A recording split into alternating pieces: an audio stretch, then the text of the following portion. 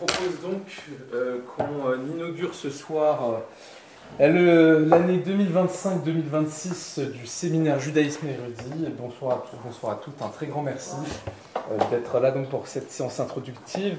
Un très grand merci à celle qui sera votre intervenante de ce soir, Anaëlle Gobinet-Choukroun, qui est donc historienne de l'art, docteur spécialisée dans les bijoux orientaux et les objets judaïca, qui va donc nous présenter ce qui sera un thème majeur, pas que, mais un thème majeur des séances de ce cycle, qui portera en partie donc sur l'art juif, parce qu'on va s'interroger cette année sur le rapport des juifs à l'humanité. On a pensé que l'art était un moyen très intéressant, un domaine très intéressant pour étudier le rapport entre les juifs et l'humanité. Anaëlle, je te laisse la parole. Merci beaucoup. Alors bonjour à tous. C'est un vrai plaisir d'être face à vous ce soir. J'ai pas mal travaillé ce cours et j'espère qu'il vous plaira. Déjà, merci beaucoup à Raphaël et à Aaron de m'avoir sollicité, de m'avoir proposé de faire ce cours, ce cycle. Donc, il a fallu trouver des titres. Alors, il fallait être assez généraliste. Certains d'entre vous, peut-être, sont un petit peu familiers avec l'art juif, mais pas forcément tout le monde. Donc, j'ai pris une idée assez généraliste. Art, il manque un S. C'est là le fondement de mon cours. Art et judaïsme, des approches plurielles. Car oui, on parle souvent d'art juif au singulier, et on verra ensemble pendant cette heure à quel point c'est faux. Enfin, c'est pratique peut-être, mais c'est pas vrai. Il n'y a pas un art juif, il y en a plein. Et donc, je vous ai distribué un programme. Vous allez voir, il y a une feuille recto-verso avec les dates des différents cours qu'on va aborder ensemble. Et aujourd'hui, le premier qui s'appelle « À la découverte des arts juifs, entre dévotion et ethnographie ». Et je vais vous expliquer dans un instant pourquoi j'ai choisi ce titre, ce second titre pour ce cours. Et je vous annoncerai le programme du reste. Peut-être avant de débuter, ça me paraît important que vous sachiez qui je suis, qu'est-ce que je fais, pourquoi je suis là aujourd'hui devant vous.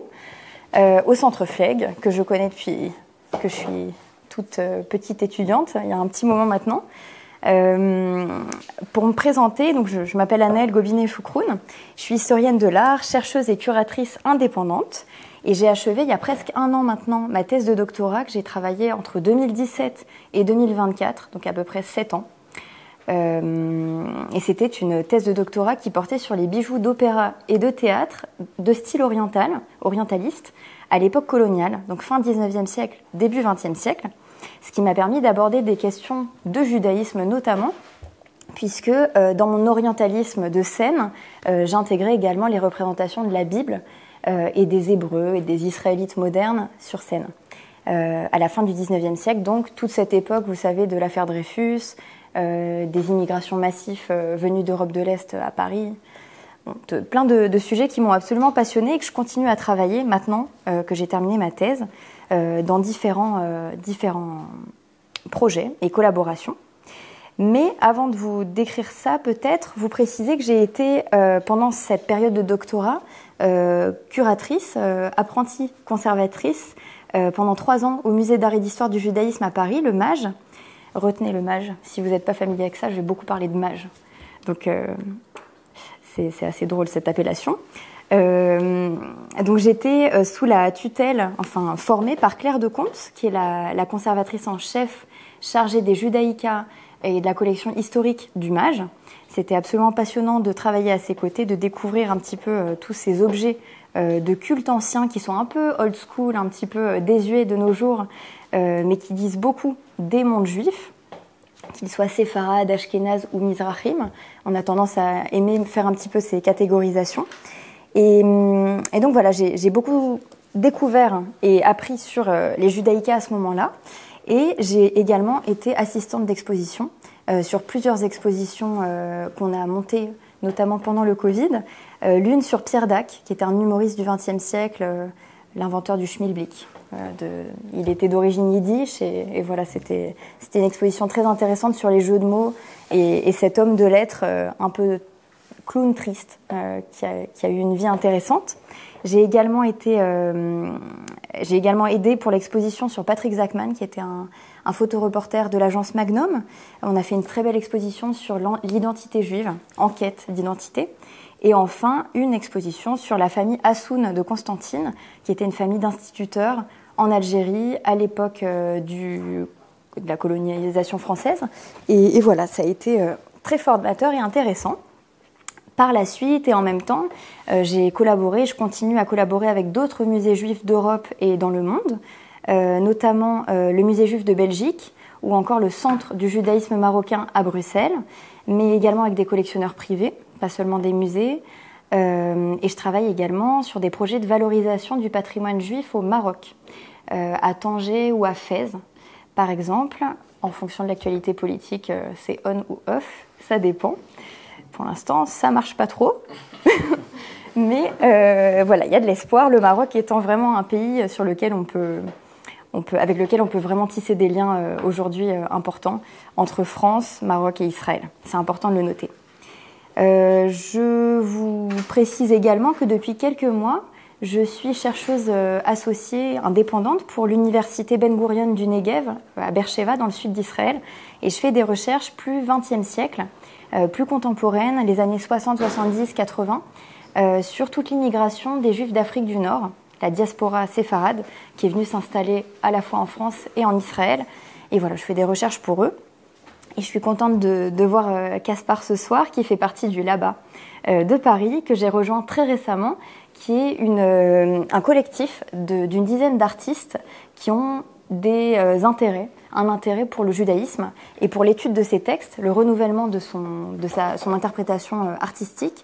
Et Caspar est l'un de ces artistes. Et j'ai le plaisir de les accompagner du point de vue scientifique en tant que curatrice d'exposition. On fera une exposition à la fin du mois de novembre pour présenter les travaux et les réflexions qu'ils ont eues autour de l'art juif. Aujourd'hui est officiellement ma rentrée, on va dire, et c'est une journée un petit peu spéciale pour moi parce que ce matin j'étais à l'école du Louvre et j'ai eu le plaisir de présenter et d'inaugurer avec mes collègues Paul Salmona, mon ancien patron, le directeur du musée d'art et d'histoire du judaïsme, et Dominique Jarassé, qui est un grand historien d'art spécialiste des synagogues en particulier. On a eu le plaisir d'inaugurer la 32e chaire d'histoire de l'art à l'école du Louvre, qui est dédiée à l'art et l'archéologie du judaïsme. Donc c'est une première dans le supérieur, dans les études supérieures, on peut s'en réjouir. C'est vraiment un geste courageux et honorable de la part de Claire Barbillon, la directrice de l'école du Louvre, qui a voulu ouvrir cette chaire en ces temps que vous savez un petit peu troublés.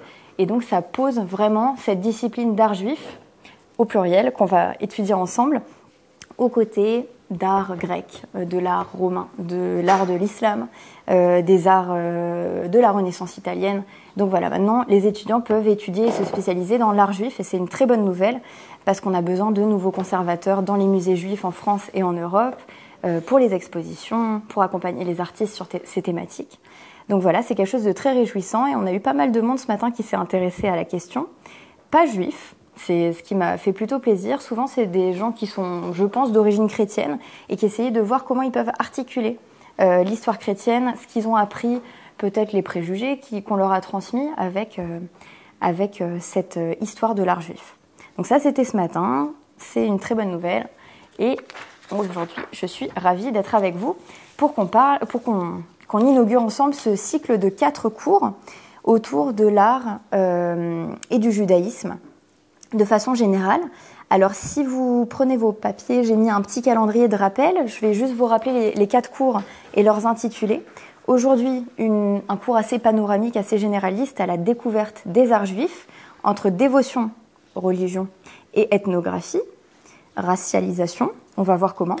Deuxième cours, mardi prochain, sur l'univers des judaïkas. Est-ce que c'est une catégorie à part ou non? On pourra se poser la question. Dernier cours à la fin du mois, artisanat traditionnel dans les mondes juifs orientaux, savoir-faire et transmission intergénérationnelle. Donc c'est vraiment un dialogue entre le passé et le présent dans les terres séfarades et mizrahim que je vais vous proposer. C'est un petit peu ma spécialité, donc je suis heureuse de pouvoir vous le proposer. Et après les fêtes, un dernier cours, peut-être un petit peu plus... peut-être un petit peu plus sombre, enfin un petit peu plus mélancolique, nostalgique, on verra comment on l'articule, autour de l'art et de la mémoire, des mémoires, l'expression artistique à l'épreuve du temps, de l'exil et de l'effacement. Et comme je l'ai dit à certains en arrivant, je reviens tout juste aussi d'Israël où j'ai passé un mois, et niveau mémoire, niveau effacement, niveau nostalgie, je suis chargée à bloc pour vous transmettre tout ça et c'était absolument passionnant pour réfléchir à ces questions. Donc ce cycle de 4 cours,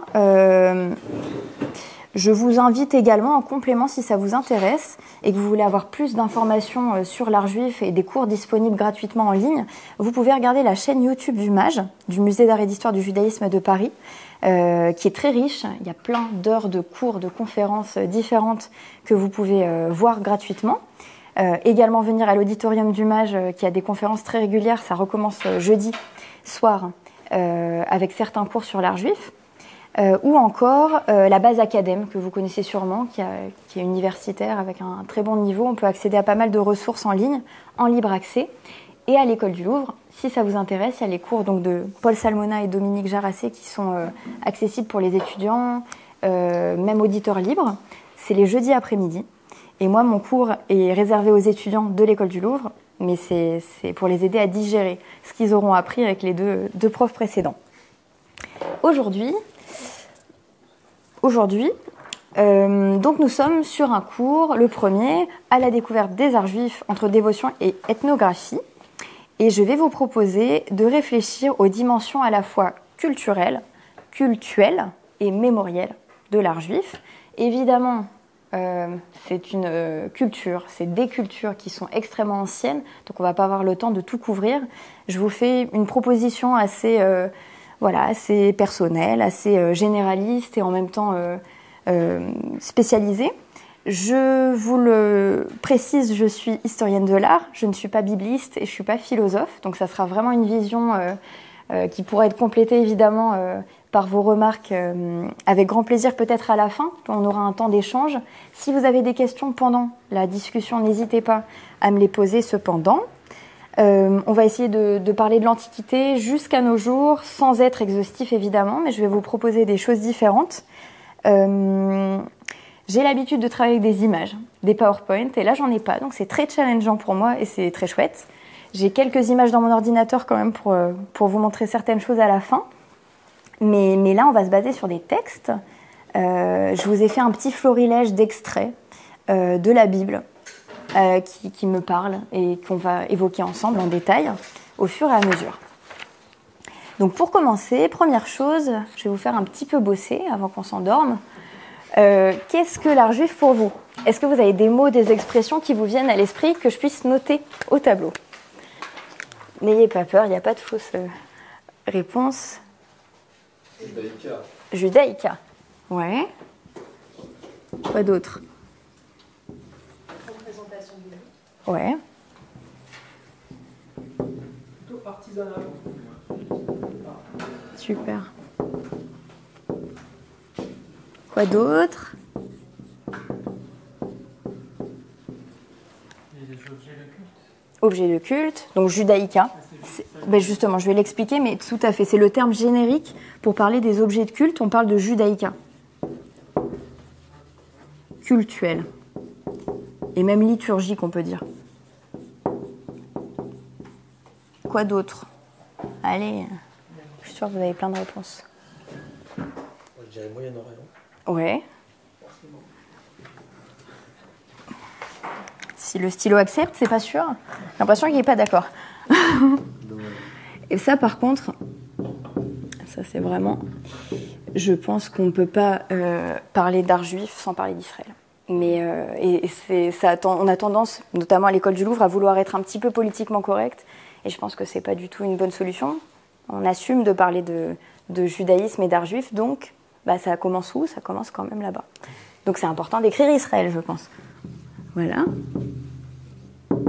Bon, bref, on a plein de mots en tête pour parler de tout ça. Donc merci pour vos mots. J'aimerais peut-être décortiquer le titre. Pourquoi j'ai choisi ce titre? Et il est signifiant pour introduire un petit peu notre sujet, ce cours d'aujourd'hui. Donc il y a 4 formules qui m'intéressent. Il y a découverte, voire redécouverte pour vous, qui peut-être avez pendant longtemps été intéressés par ça, vous êtes arrêtés, vous redécouvrez ce que c'est. Les arts juifs, alors j'insiste sur art au pluriel, on peut aussi parler de monde juif. vous savez, ces formules, on aime bien faire des catégories. Évidemment, elles sont perméables, complètement perméables, mais on peut parler d'Ashkénaze. Ça vient de Ashkénazi dans la Bible, c'est pour désigner l'Allemagne au départ, et donc les juifs d'Europe, y compris les juifs français. Vous avez les séfarades, Sfar c'est l'Espagne, donc c'est vraiment tous les juifs qui ont été en diaspora, principalement en Afrique du Nord, jusque sur l'Empire ottoman, et qui sont partis d'Espagne, donc les juifs orientaux, mais les plus occidentaux, on peut dire, et les Mizrahim. Mizrahim, on parle de ça de façon un peu plus récente au XXe siècle. Mizrach, en hébreu, c'est l'Est, c'est les juifs orientaux, donc c'est ceux qui vont vraiment être du côté de la Palestine, d'Israël, et après, jusqu'à l'Inde, vraiment tous ces territoires orientaux qui sont, pour le coup, vraiment à l'Est. Donc je dis ça pour les mondes juifs. Après, j'ai choisi délibérément le terme dévotion. Ça aurait pu être religiosité. Bon, dévotion, il y a un petit peu cette dimension de prier, voilà, mais ça implique la religion et ethnographie. J'y tenais aussi. Quelqu'un me parlait d'artisanat et souvent je l'associe à ethnographique parce que c'est voilà, souvent associé. Donc il y a ces 4 formules. Quand on parle de redécouverte ou de découverte de l'art juif, des arts juifs, je dis cela parce que c'est assez méconnu. Comme je vous l'ai dit, à l'université, il n'y a pas de cours, jusqu'à présent en France en tout cas, ni dans le secondaire. Dans le secondaire, vous vous rappelez sûrement, au début du collège, on a un vague cours après les Romains, sur les Hébreux, entre les Égyptiens et les Romains. Et c'est à peu près tout. On parle un peu de la Shoah en 3e ou au lycée. Et encore, et donc voilà, ils ont des notions assez vagues. En tout cas, par exemple, les élèves que j'ai eus ce matin de l'école du Louvre, qui ont 18 ans, qui ont fini leur bac, ils ont des notions assez vagues de ce que c'est le judaïsme et l'art juif. Donc c'est vraiment une découverte, une redécouverte que je vous propose là. Il y a très peu de cours dédiés au judaïsme, en histoire de l'art, et parmi les professeurs d'université qui proposent cette discipline, il y en a très peu. En histoire de l'art, moi, j'en ai jamais eu. J'ai eu des cours de paléo-chrétien. Paléo-chrétien, c'est vraiment les débuts du christianisme. Donc, en effet, on parle un petit peu des Juifs, des Romains, de Jésus, mais très peu de judaïsme. Ce professeur dont je vous ai parlé, qui a écrit ce livre culte, Existe-t-il un art juif, que je vous encourage à consulter, à acheter, à dévorer, parce qu'il est très intéressant, et c'est là, pour le coup, de la philosophie de l'art. Beaucoup de questionnements, pas beaucoup de réponses, mais c'est très intéressant.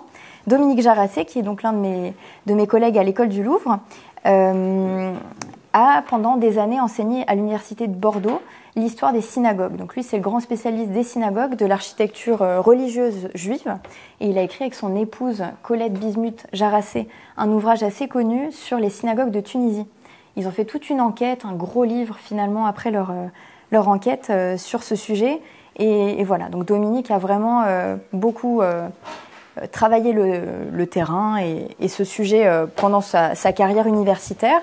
Je peux citer également Sonia Fellous, que certains d'entre vous connaissent sûrement, qui est une historienne, spécialiste des manuscrits hébraïques médiévaux. Donc il y a énormément d'ornementation, de miniatures sur les manuscrits anciens juifs. Mais il y a assez peu d'autres historiens de l'art qui se sont penchés sur ces sujets. Donc voilà, je tenais à le souligner. Quand je parle d'art juif au pluriel, je vous l'ai expliqué, il y a les mondes juifs qui sont de différentes cultures, mais souvent on entend parler d'art juif au singulier. C'est un terme un petit peu valise, un petit peu fourre-tout, qui est pratique, mais vous l'avez bien compris, c'est très pluriel, c'est très divers. On ne peut pas parler d'un art juif, puisque dedans, on peut comprendre notamment, qu'est-ce que j'ai mis ? Les vestiges archéologiques de l'Antiquité méditerranéenne, par exemple, les judaïkas, les objets de culte juif qui soient orientaux ou plus occidentaux, en se basant sur notre France, par exemple, anciens comme contemporains, les peintures de rabbins, plus ou moins réussies. Tout ça, ça peut rentrer dans l'art juif aussi, on le sait, quand on va dans les boutiques de Jérusalem, par exemple. Et je pense, au niveau des bonnes peintures de rabbins, à Édouard Moïse, qui était un peintre du 19e siècle, de l'époque de l'émancipation française. Dominique Jarassé a d'ailleurs écrit un livre dessus et fait une exposition hommage sur lui. C'est un artiste très intéressant. Vous avez tout ce qui est costumes, bijoux d'Afrique du Nord, l'artisanat d'Afrique du Nord, les monuments synagogaux d'Europe.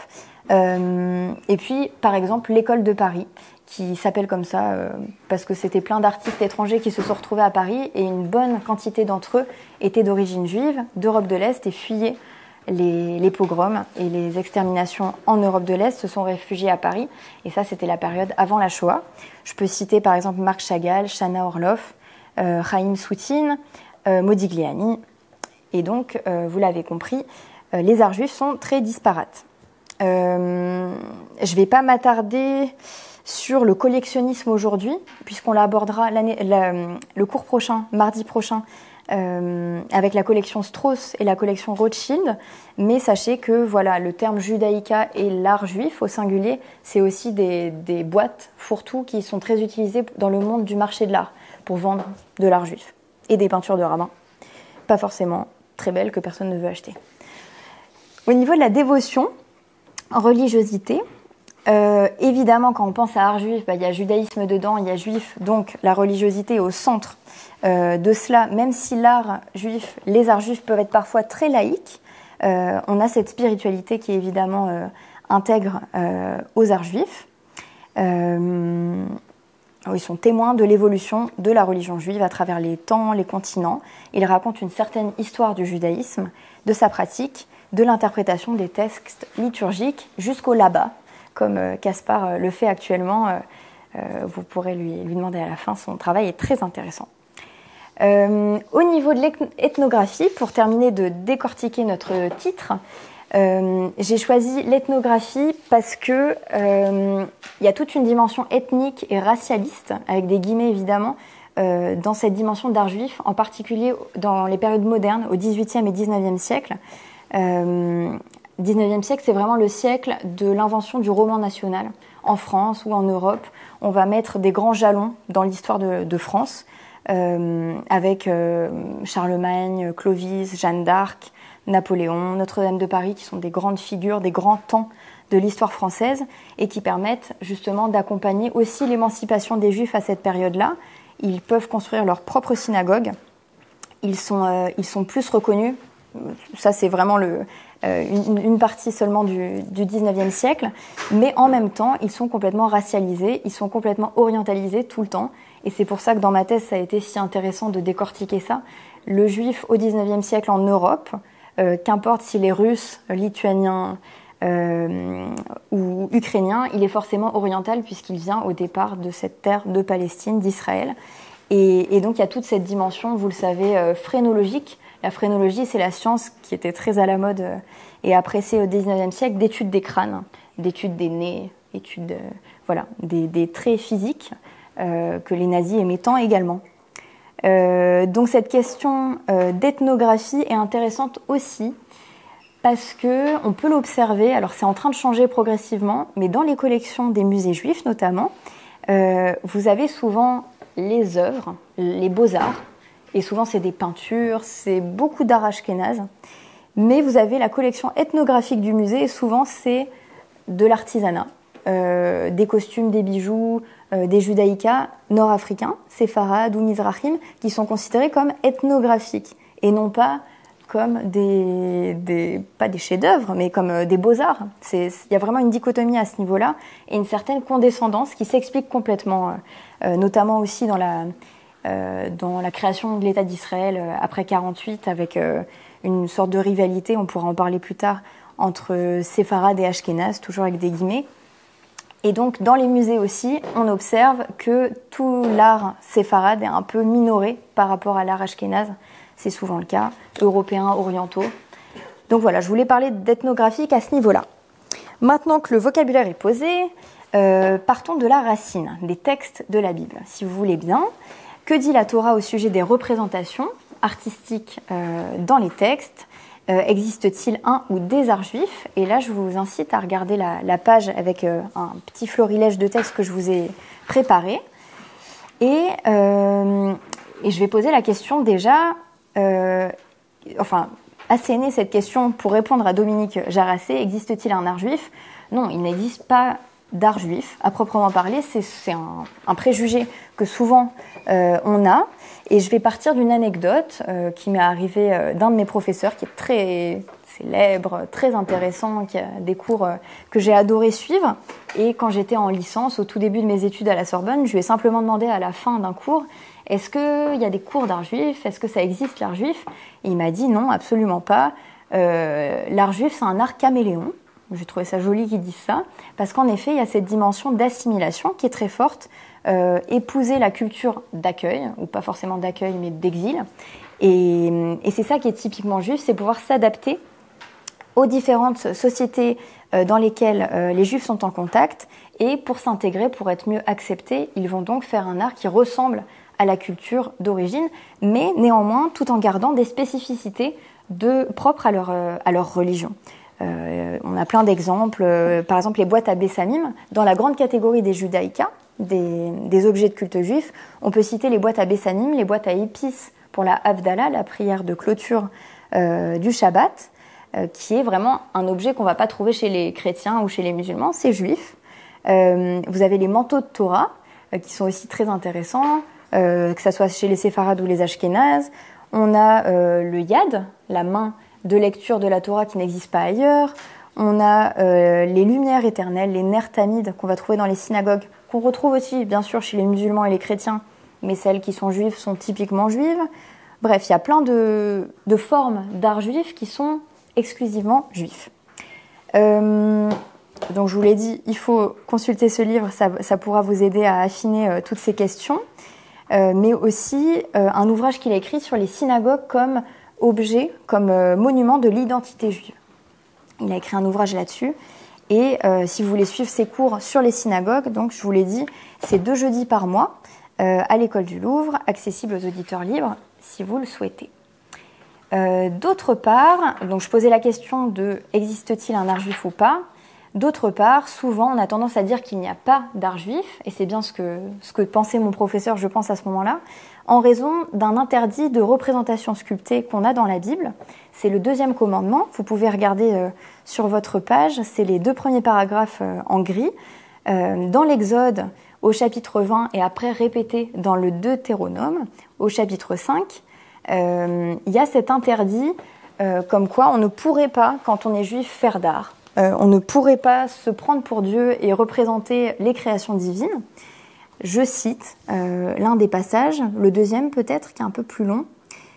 Tu ne te feras point d'image taillée, de représentation quelconque des choses qui sont en haut dans les cieux, qui sont en bas sur la terre et qui sont dans les eaux plus bas que la terre. Tu ne te prosterneras point devant elles et tu ne les serviras point. Car moi, l'Éternel ton Dieu, je suis un Dieu jaloux, qui punit l'iniquité des pères sur les enfants jusqu'à la 3e et à la 4e génération de ceux qui me haïssent. Donc là, si on lit littéralement le texte, en effet, on n'a pas le droit d'être sculpteur quand on est juif. C'est un peu dommage. Et ça me fait penser à un épisode qui n'est pas raconté dans la Bible, mais dans le Midrash Rabbah, Genèse 38. Il y a tout un extrait qui raconte l'histoire du père d'Abraham. Abraham était si on caricature, il détestait... on peut dire que c'est vraiment quelqu'un qui a détruit des œuvres d'art, qui détestait les sculptures, puisque son père était lui-même fabricant d'idoles et marchand d'idoles. Et dans ce Midrash Rabbah, il est raconté que le père d'Abraham, qui s'appelle Terah, comme Torah mais avec un E, vivait dans la ville d'Our en Chaldée, et qu'il avait cette boutique, et qu'un jour, Abraham rentre dans cette boutique et se moque des clients qui viennent acheter des idoles, et qu'il prend un bâton et détruit toutes les idoles, et après il place le bâton dans la main de la plus grande idole, et il fait croire à son père que c'est l'idole qui a cassé toutes les autres. Donc c'est assez drôle, puisqu'il y a une humanisation, il pensait que les idoles étaient animées et vivantes. Et donc voilà, donc là on a vraiment cette vision de l'un des plus grands prophètes d'Israël, de la religion juive, qui est contre cette vénération des idoles, puisqu'il est le premier monothéiste à croire en un Dieu unique, et d'après ce texte que nous avons lu ensemble, il n'a qu'un Dieu, et il ne va pas vénérer d'autres dieux, d'autant plus de la matière.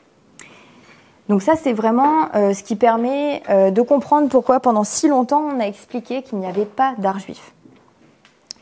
Cependant, je peux opposer à cela de nombreux autres épisodes de la Bible qui mettent en évidence un savoir-faire des artisans juifs et une importance cruciale de l'ornementation. Alors moi, dans ma thèse, je me suis régalée. J'ai écrit une centaine de pages par rapport à ça, sur toutes les occurrences de bijoux en particulier et d'artisanat, de savoir-faire, de broderie qu'on retrouve dans la Bible. Il y a énormément de mentions de bijoux, de ceintures, de cadeaux, de trésors dans la Bible. Et c'est le cas notamment dans le livre de l'Exode, pour rappel qui est le 2e livre de la Torah, et surtout dans les chapitres à la fin de ce livre, du chapitre 26 au chapitre 40, vous avez des descriptions extrêmement méticuleuses de comment doit être fabriqué le temple, tous ses accessoires, comment doivent être habillés les prêtres, les Kohanim, le grand prêtre en chef et puis ses assistants, et également l'épisode qui est un petit peu à part, mais tout aussi important du point de vue de l'ornementation et de l'orfèvrerie, de la bijouterie, du veau d'or dans le désert, avec les Hébreux, qui donc créent cette ultime idole d'or avant de se faire bien punir par Moïse. Donc si vous voulez, on peut regarder ensemble ce petit texte que je vous ai mis par rapport à l'épisode du veau d'or, qui est donc le chapitre 32 de l'Exode. Il est fabriqué à l'initiative de Aaron, le frère de Moïse, alors que celui-ci est parti en expédition sur le mont Sinaï pour récupérer les tables de la loi. Cette idole est fabriquée à partir des bijoux des femmes hébreux. C'est une grande célébration qu'ils vont faire tout autour de ce veau d'or fabriqué. Et c'est un véritable moment de rupture entre Dieu et son peuple. Les Hébreux sont encore des idolâtres avant le don de la Torah. Et c'est leur dernier élan avant de devenir vraiment des monothéistes en fabriquant cette grande orfèvrerie. Cet épisode a beaucoup inspiré les artistes par la suite. Et je pense notamment à un opéra de Gounod qui s'appelle Faust, qui se passe en Allemagne, qui n'a pas grand-chose à voir avec les Hébreux, mais il y a un moment, il y a une bacchanale. Une bacchanale, c'est d'inspiration gréco-romaine, mais vous savez que l'orientalisme, tout est très mélangé. En tout cas, dans le Faust de Gounod, d'après l'ouvrage de Goethe du même nom, vous avez un air d'opéra très connu qui s'appelle « Le veau d'or est toujours debout ». Et il y a une grande kermesse en Allemagne dans cet opéra, et tout le monde est déguisé en orientaux et célèbre cette idole qui est vraiment le péché ultime pour les chrétiens et les Hébreux dans la civilisation judéo-chrétienne avec des guillemets. Et donc ils chantent que le veau d'or est toujours debout, et ça fait référence à cet épisode que j'ai recopié. Aaron leur dit « Retirez les anneaux d'or qui pendent aux oreilles de vos femmes, de vos fils et de vos filles, et apportez-les-moi. » Chacun retirera les anneaux d'or qui pendaient à ses oreilles, et ils les apportèrent à Aaron. Il les reçut de leurs mains, jeta l'or dans un moule et en fit un veau en métal fondu. Ils dirent alors « Israël, voici les dieux qui t'ont fait sortir d'Égypte. » Donc voilà, vous avez compris que c'est le moment où ils fabriquent cette grande orfèvrerie. Je tenais vraiment à préciser cet épisode parce qu'il est intéressant. Ça montre le savoir-faire vraiment des Hébreux, même au milieu du désert. Quand le pain tombe du ciel, ils sont capables encore de fabriquer des bijoux au milieu de nulle part. Au-delà des historiens qui vont réfuter l'existence de l'art juif, notamment au XIXe siècle, j'aimerais citer un bibliste, un archéologue qui s'appelait Félix de Saulcy, qui est assez controversé sur plein de points, mais qui a écrit une histoire de l'art judaïque. Donc une première histoire de l'art juif très intéressante, dans les années 1850, en 58, donc la même période que le Faust de Gounod qui était en 59, et il va détailler les nombreuses occurrences d'art dans la Bible, dans les différents livres de la Bible, et notamment chez les Hébreux et leurs adversaires, les Cananéens, les Madianites, le butin de Gédéon, le travail du fer chez les Philistins, l'armure de Goliath, les bijoux de Saül ou les armes du roi David. Et donc voilà, c'est un livre très intéressant, je vous ai mis la référence sur la page du programme. Et voilà, ce livre est très ancien, hein, c'est vraiment au 19e siècle, mais il est intéressant pour étudier les différentes occurrences de l'art dans la Bible. Je vous ai parlé du livre de l'Exode avec ces fameux chapitres 26 à 40 qui détaillent avec moult précision la création du temple de Jérusalem, de ses ornements, de ses costumes. Et j'aime bien dire à quel point Dieu, dans cet épisode, est metteur en scène. Parce que c'est un véritable spectacle qu'il nous propose. Je vous encourage vraiment à relire. J'ai pas pu vous les imprimer, il y a des dizaines de pages, c'est énorme. Il répète beaucoup, pour être sûr que Moïse a bien compris, que Aaron a bien compris. Moïse n'a pas eu la chance de rentrer en Israël, mais son frère oui. Et donc voilà, il détaille vraiment toutes les indications de fil d'or, de couleur de pierre, de broderie, de matériaux utilisés, que ce soit en architecture, en orfèvrerie, en broderie, des différents arts qui se pratiquaient à l'époque et dont les Juifs avaient une expertise, et pour fabriquer voilà, le plus beau temple en son honneur, en sa gloire sur la terre d'Israël. C'est comme une véritable pièce de théâtre, je vous l'ai dit, avec le détail pour les tentures du tabernacle, le coffre en acajou de l'Alliance, les vêtements du grand prêtre et de ses assistants les Kohanim, le pectoral, que j'ai pas mal étudié, et d'ailleurs j'ai fait un article qui va bientôt sortir sur cette thématique, le Rochen HaMishpat, c'est le pectoral du grand prêtre avec ses 12 pierres de couleur qu'on a tous en tête, voilà, qui est abondamment décrit dans ces chapitres. Donc voilà, on retrouve tous les corps de métier mis en lumière, la marqueterie, l'ébénisterie, l'architecture, le travail des textiles. On a donc affaire dans la Bible à une célébration de la beauté à travers l'art et l'artisanat au sein même de la Bible. Donc on ne peut pas dire qu'il n'y a pas d'art juif dans les textes mêmes, il est complètement question de ça, dès la racine. Ce savoir-faire va être amené avec eux par les Juifs dans leur baluchon, lors des différents exils qu'ils vont avoir, notamment à Babylone, ou lorsqu'ils vont être captifs à Rome, et puis par la suite dans les différents pays où ils vont être égrenés pendant la diaspora. Dans la Bible, il est question également du premier artiste juif, du nom de Betzalel. Je vous ai mis également un petit passage qui le mentionne. Il est mentionné à 2 reprises.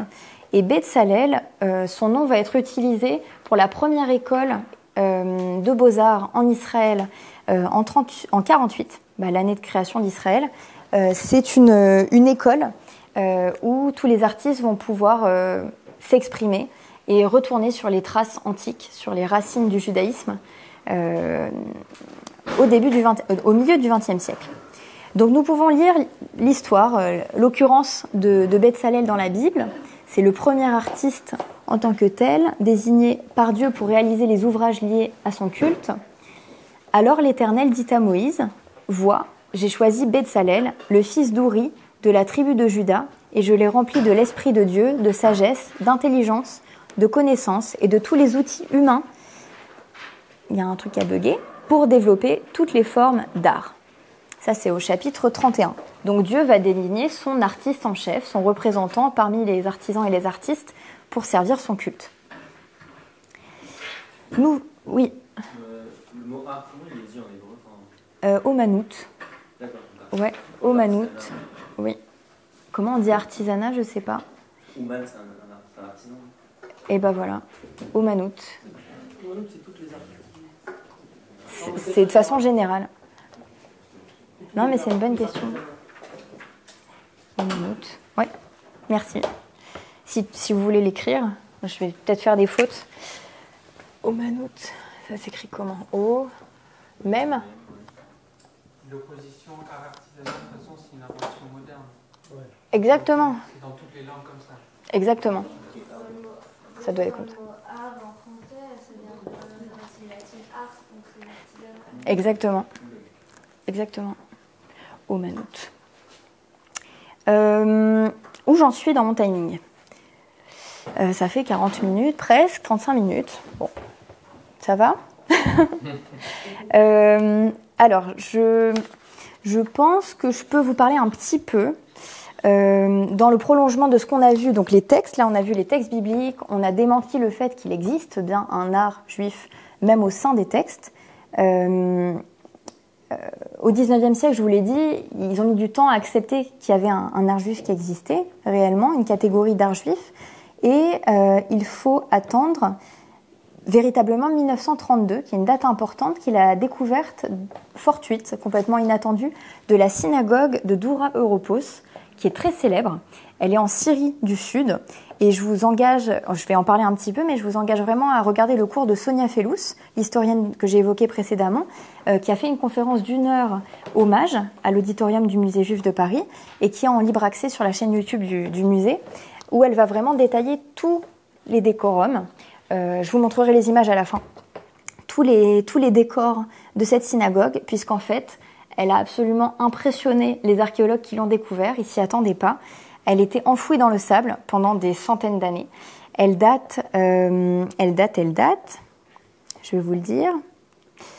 La première peinture date de 170 de notre ère jusqu'à 246 pour les peintures qui ont été réalisées pendant l'agrandissement de la synagogue, les nouvelles peintures. Donc c'est vraiment très ancien. Et après 246, elle a été complètement noyée dans le sable parce qu'il y avait une attaque de la ville. Et les villageois ont voulu protéger cette synagogue en l'enfouissant dans le sable, ce qui fait que les peintures ont été complètement préservées. Et en 1932, quand on l'a retrouvée, toutes les peintures étaient encore visibles au mur. Et le programme décoratif est très impressionnant. Il faut savoir qu'elle est entièrement recouverte de peintures bibliques sur ces 4 murs. Les murs font 7 mètres de haut. Et c'est stupide que je vous montre pas tout de suite les images, parce que c'est quand même, ça démange. Les 4 murs font 7 mètres de haut. Il y a 26 panneaux qui racontent 59 épisodes de la Bible. Et c'est une imagerie un petit peu comme à l'église, vous savez, les vitraux qui apprenaient aux fidèles de façon pédagogique tous les épisodes de la Bible, du Nouveau Testament. Là, c'est la même chose, mais pour les Juifs. Et on est très surpris parce qu'on pensait que justement dans les synagogues, il n'y avait pas de représentation et encore moins de représentation humaine. Alors, les représentations de Dieu ne sont jamais... Il n'y a jamais de représentation de Dieu, mais vous allez voir qu'il y a des représentations de la main de Dieu. Je vais vous montrer, c'est très mignon. Il y a des petites mains de Dieu qui tombent du plafond. Et c'est absolument mignon. Donc là, vous avez une arche sur ce mur qui est postérieure à la peinture du dessus, en fait. Et ça, c'est le dessus de cette arche, qui n'était pas, comme on peut le penser, l'endroit où on conservait les rouleaux de la Torah. C'est seulement à partir du IVe siècle où ça va être une pratique courante dans les synagogues. Vous pourrez voir après, plus proche, je vous montrerai. Donc, je ne sais pas exactement à quoi servait cette niche, mais en tout cas, l'intérêt ici aujourd'hui, c'est de regarder le décor du dessus. Alors, est-ce que vous arrivez un petit peu, malgré les pixels, à reconnaître des choses ou pas? Le menorah, ouais. Le temple. Il y a des personnages à droite. Oui. Alors, c'est une histoire de poignard, d'enfant qui n'a rien demandé. Voilà. C'est un loulard. Exactement. Et donc, à côté, un étrog. Et bien, c'est ça, bravo. Donc ça, c'est très intéressant parce que on voit les icônes, les emblèmes iconographiques. Ça, pour le coup, c'est vraiment juif. C'est pas parce qu'ils sont en Syrie qu'ils ont pris de l'iconographie syrienne. C'est vraiment proprement juif. Et on va retrouver ça de façon pérenne jusqu'à aujourd'hui dans l'art juif de façon générale. Et là, pendant l'Antiquité, donc vous avez cette menorah du temple détruit de Jérusalem, l'Arche sainte, les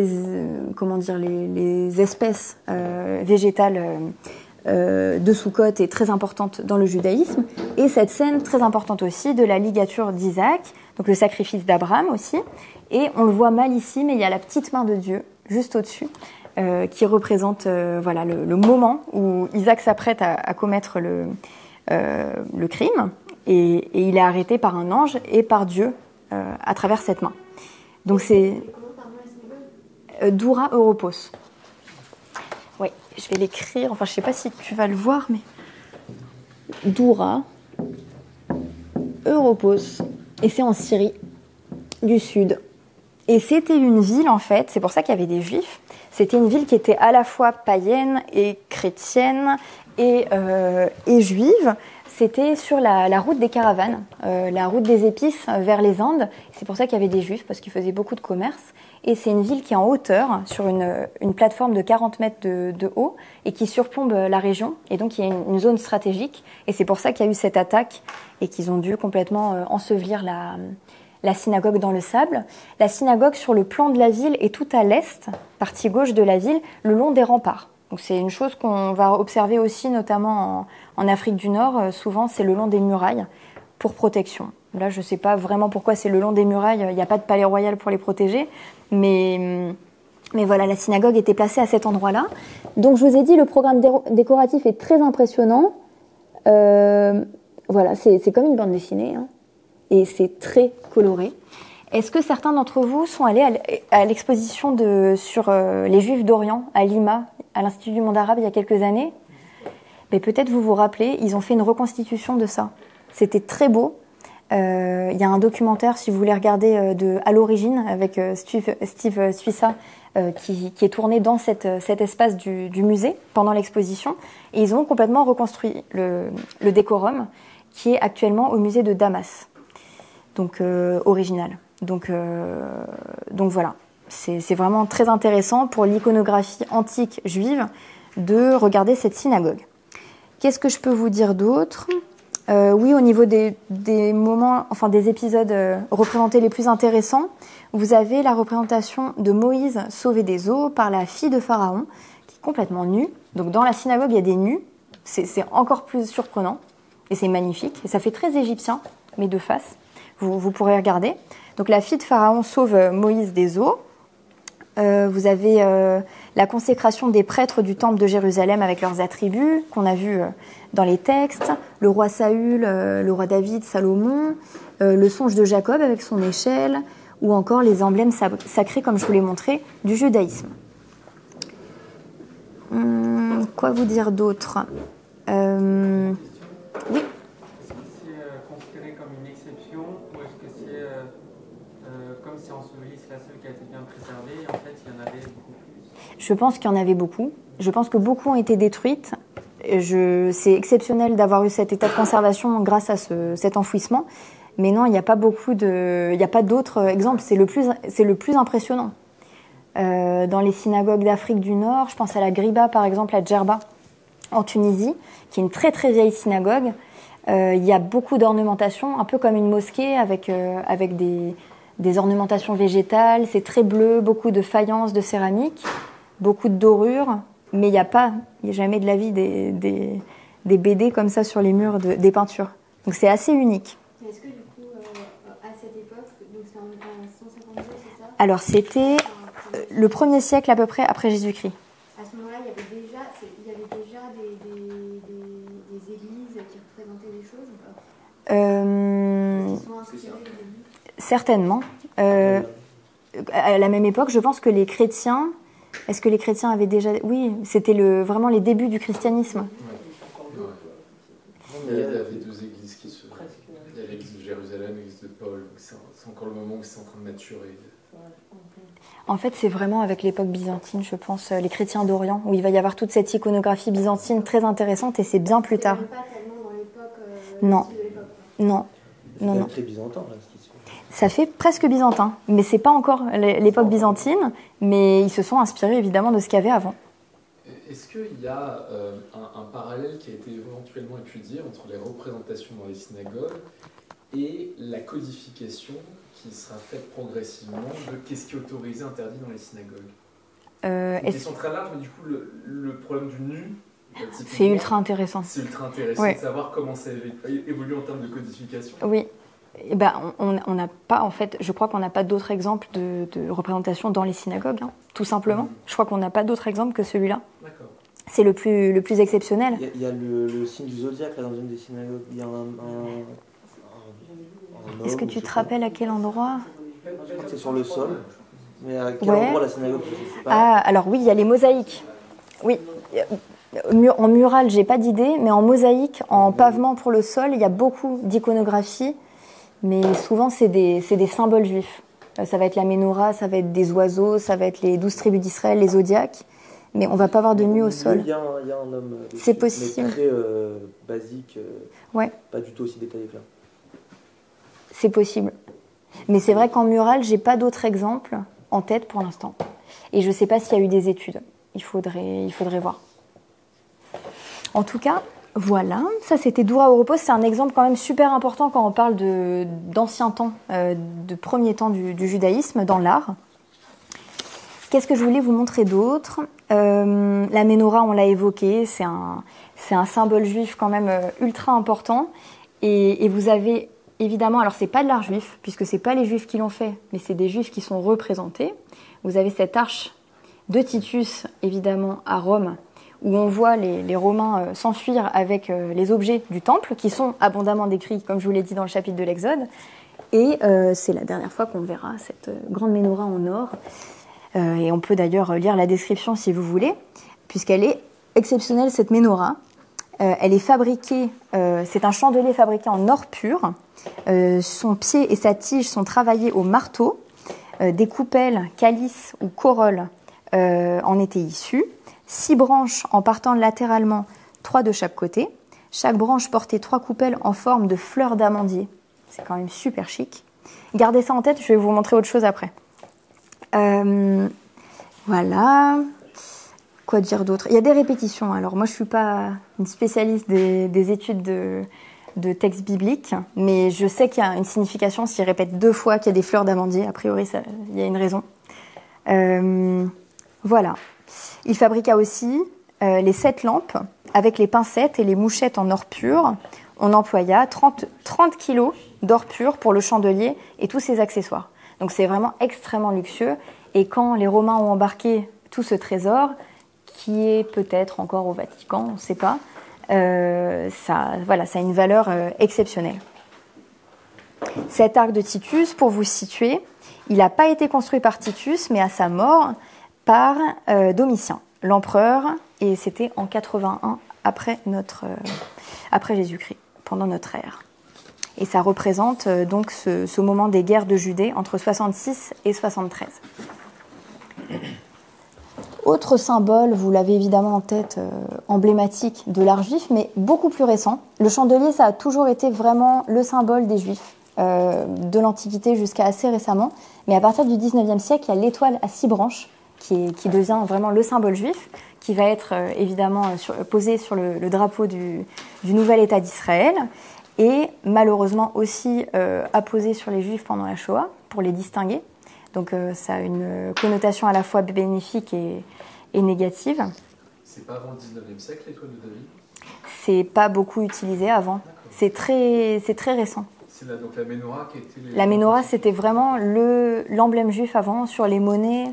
Non, l'étoile à 6 branches, c'était le sceau de Salomon, ça s'appelle comme ça aussi. Et on sait d'où ça vient, de cette époque-là? D'où ça vient? Les premières occurrences, je les ai pas en tête. Mais oui, je pense qu'il y a plein d'études que tu peux lire sur ça. Elle apparaît dans une synagogue du 13e ou 14e siècle, je crois. C'est possible. C'était pas un drapeau, je crois que c'est dans l'Altneuschul, je suis pas sûr. La quoi? L'Altneuschul. À quel endroit? En Europe de l'Est? Ouais, je suis pas sûr.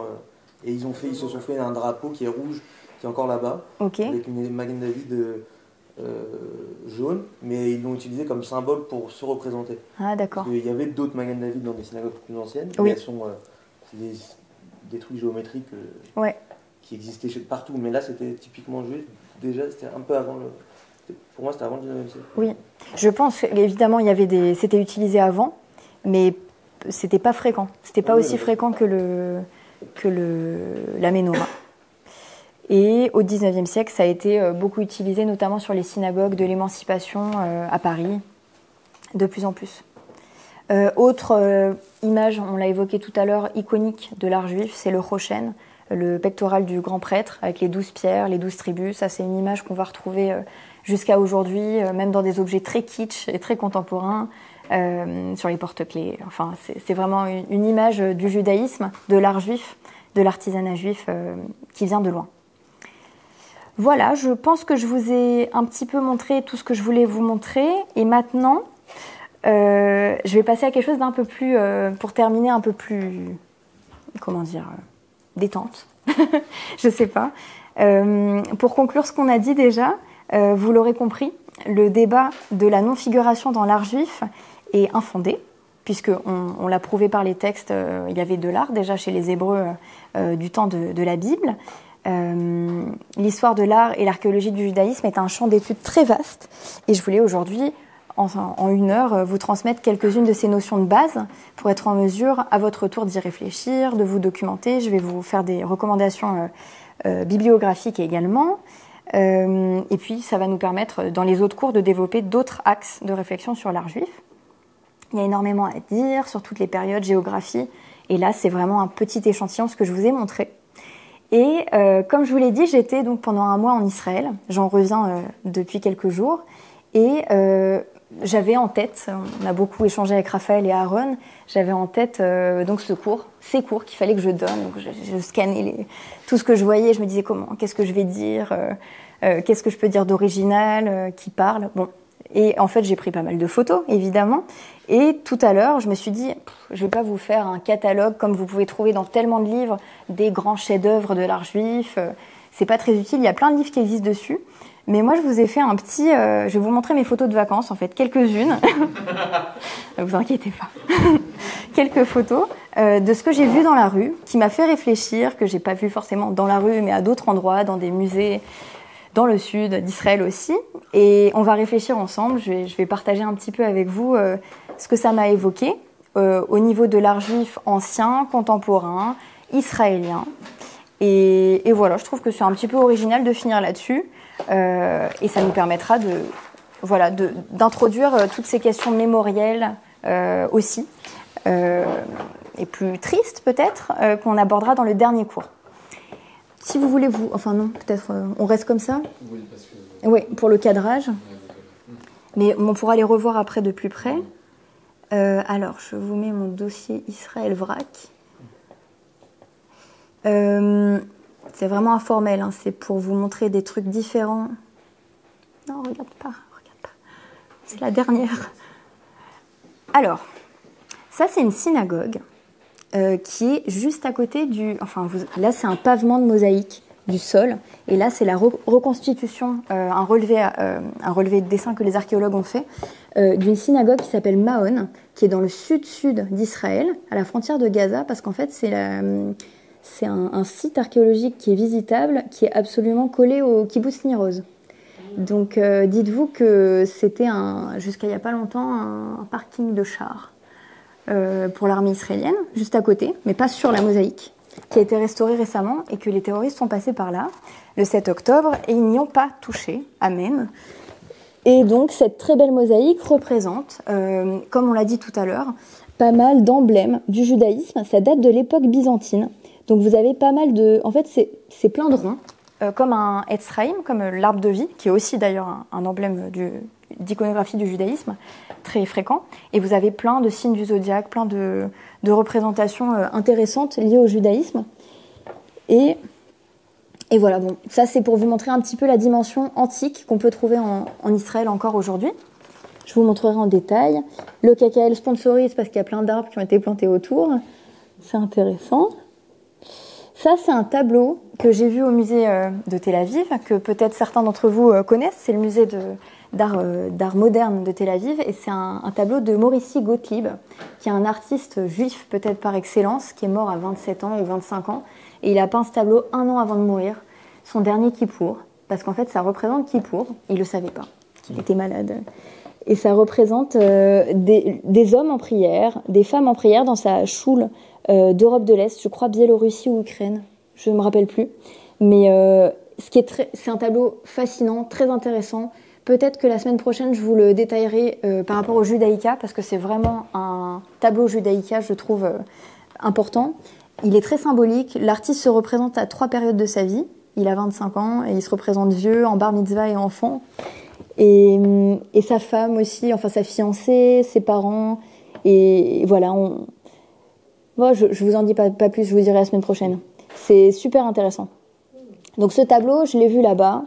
J'ai d'ailleurs rencontré un Français en face qui était en train d'en faire la description à son fils, c'était très drôle.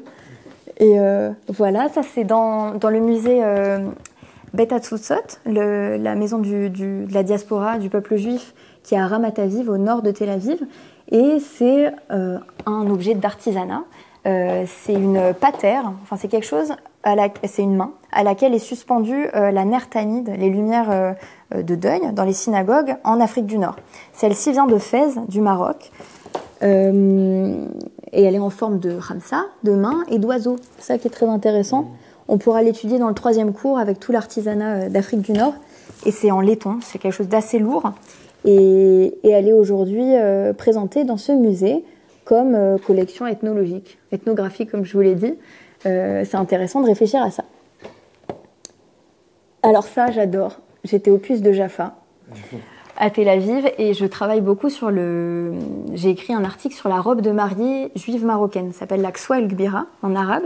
Et là, j'ai trouvé cette poupée qui est vieille et moche, mais qui porte une robe de mariée juive marocaine et qui a même des tatouages. Donc en fait, elle n'est pas vraiment juive. Si elle a les tatouages sur le visage, je pense pas qu'elle soit juive.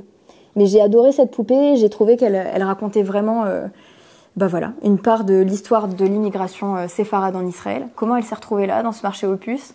Je ne l'ai pas achetée, mais elle est là-bas. Ça, c'est un artiste contemporain qui travaille beaucoup avec le laiton, que j'ai trouvé dans une galerie à Tel Aviv. Et c'est une maison en clé. J'adore. L'idée est très intéressante sur toutes ces questions d'exil, baït, la maison. L'artiste n'était pas très loquace, il voulait que je l'achète en fait. Il essayait de me faire un bon prix. Moi, j'étais juste bouleversée par cette maison en tant qu'historienne. J'ai trouvé ça super intéressant, l'idée de faire une maison avec des clés, tous les gens qui ont laissé leurs clés et qui n'ont jamais récupéré leur maison, et lui il fait ça, et il se rend même pas compte à quel point c'est émouvant. Et voilà, il voulait que je lui achète, ça faisait cette taille, et toujours en vente si ça vous intéresse. Voilà, donc j'aimais bien cette idée. Alors ça, vous la connaissez sûrement si vous êtes familier de Tel Aviv, c'est une porte couverte de mosaïques, il y a marqué Balagan, et il y a une grosse étoile de David, et il y a des yeux, des mosaïques. Ça, c'est le street art, l'art moderne Tel Avivi. Ça fait partie de l'art juif et j'aime bien ça. Je trouvais ça, il y a marqué Yalla et Balagan. C'est super, quoi. C'est une autre forme d'histoire de l'art juif. Ça, c'est pareil, c'est à Jaffa. Alors, c'est dans un style un petit peu plus peut-être tunisien, en même temps pop. Je ne sais pas si vous voyez bien. On retrouve les codes du judaïsme, la Khamsa, l'Etzraïm, la vigne. C'est un très beau mural contemporain d'un graffeur. Je n'ai pas son nom par cœur, mais ça doit être écrit en bas. Et ça fait partie aussi de l'art juif. On n'y pense pas forcément. Alors ma famille est à Ashdod, en bonne marocaine, et ils ont créé ce monument il n'y a pas longtemps, qui est intéressant. Pas forcément très joli, mais intéressant par son sens. C'est une très grande sculpture en métal. Je ne sais plus comment elle s'appelle, mais qui représente en tout cas l'immigration des Juifs d'Afrique du Nord, et en particulier marocains, quand ils sont venus, quand ils ont monté, quand ils sont au lait. Et c'est bien ce qu'on voit, ils montent vers Israël. Et c'est vraiment cette transmission générationnelle, parce qu'on voit les vieux qui portent les adultes, qui portent les enfants, qui portent les bébés. Et c'est le futur d'Israël et de ces terres séfarades, sur ce monument en face de la mer. J'aimais bien cette sculpture. Alors là, tout à l'heure, on a parlé des fleurs d'amandier pour les godets d'huile de la menorah, du temple. Et bien là, quand j'étais dans un kibboutz, un moshav à la frontière de Gaza, juste en face de Reim, vous savez, le festival Nova, il y a donc un moshav qui se prend régulièrement des débris d'obus sur la tête. Et un jour, il y a un artiste qui est venu et qui a fait cette magnifique menorah avec les débris d'obus, qui a fait des colliers, qui a fait des mezuzot. Et juste, c'est magnifique comment il a transformé en art la guerre. Et j'ai beaucoup aimé cette œuvre. C'est très touchant. C'est très lourd. C'est un gros format comme ça. Voilà. Ça, c'est juste à côté. C'est d'ailleurs en face de la mosaïque que je vous ai montré tout à l'heure. Juste en face. C'est un mamad, enfin un bunker extérieur, avec ce beau soleil. Il y a énormément... Je voulais pas vous mettre pas tout de suite, pour le dernier cours. Un abri aux oiseaux là, avec tous les stickers où il y a eu les décès. Celui-là, il n'a pas été touché a priori, mais voilà, il y a ce soleil très positif, très joyeux à la frontière de Gaza pour un endroit qui est censé protéger de la mort. Ça fait partie de cet art juif, de la résilience, très intéressant. Je trouvais que c'était un beau soleil. Et qu'est-ce qu'il y a d'autre ? Est-ce qu'il veut me laisser faire ? Ah non, voilà, le dernier il est là. Alors le dernier, c'est une peinture d'une artiste qui s'appelle Chernatkovsky. Peut-être vous avez entendu parler d'elle.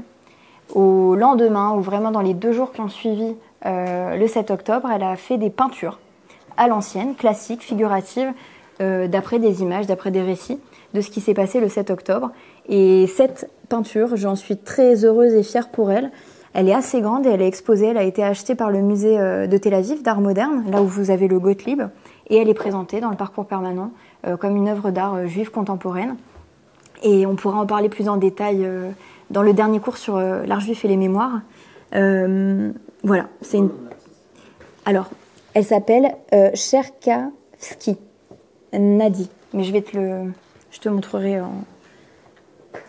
The Terrorist Attack at Nova Music Festival. Elle l'a commenté comme ça. Et elle en a fait d'autres. Elle a un compte Instagram pour la suivre si ça vous intéresse. Et voilà les images que j'avais à vous montrer. J'espère que c'était pas trop long. Je vous remercie pour votre attention. Et voilà, si vous avez des questions. Merci.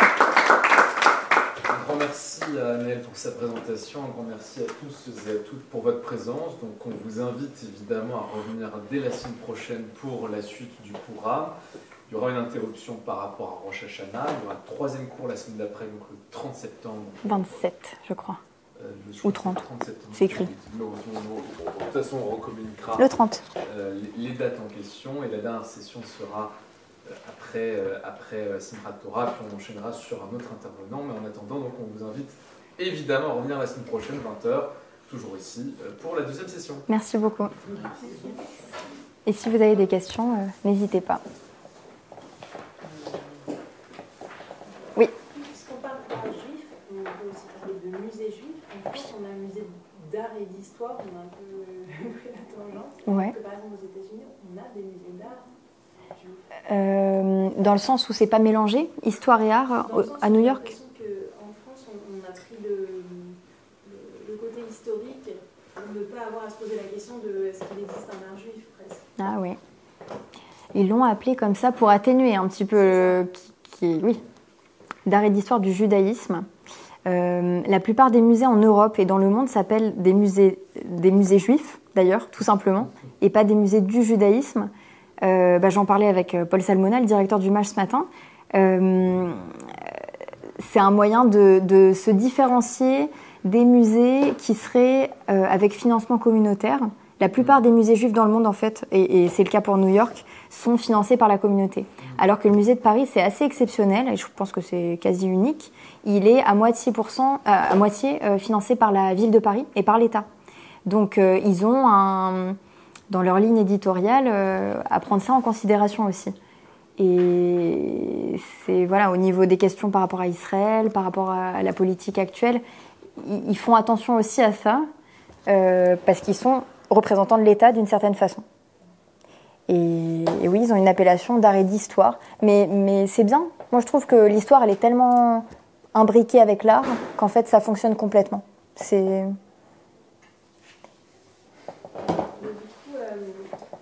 l'impression qu'il y avait moins d'expos dédiés à l'art, sauf récemment. Ah ouais. Il y a un espace qui est dédié par exemple à l'art contemporain, mais ça fait 2 ou 3 ans de plus. Ça dépend, je crois. Tu as raison. Là, par exemple, il y avait une exposition sur l'affaire Dreyfus, qui va bientôt se terminer. Si vous ne l'avez pas encore vue, elle est super intéressante. C'est une expo d'histoire. Mais, pour l'illustrer, il y a plein de tableaux, il y a plein d'artistes. En fait, ils essayent toujours d'injecter de l'art dans l'histoire. Oui, c'est ça. C'est ça. C'est comme si l'art juif à part entière n'avait pas une existence propre. Par exemple, je prendrais... Ça revient un petit peu à ton propos au départ. Ouais. Mais par exemple, l'école de Paris. Il y a quelques années, ils ont fait une expo sur l'école de Paris. Donc tous ces artistes, Modigliani, Soutine, machin. Et c'était une expo d'art. Pour le coup, ça aurait pu être une expo du musée de l'Orangerie ou du musée d'Orsay. C'était que des artistes sur l'art juif. Sur l'art juif de cette période. Donc ils alternent. Je pense qu'ils alternent, mais c'est vrai que souvent c'est plus historique. Mais c'est compliqué, parce que je crois que dans ton introduction, tu as parlé d'essentialisation. Oui. Sinon, on n'est quoi que des artistes qui sont juifs. Qu'est-ce que c'est que l'art juif? Oui. La question de départ. Exactement. Il y a plein d'artistes juifs qui vont être dans des musées juifs alors qu'ils ne traitent pas de judaïsme. Mais les juifs veulent y voir des choses juives dans leur art alors qu'ils essayent d'être très laïques parfois. C'est très intéressant et assez unique en fait, cette catégorie d'art.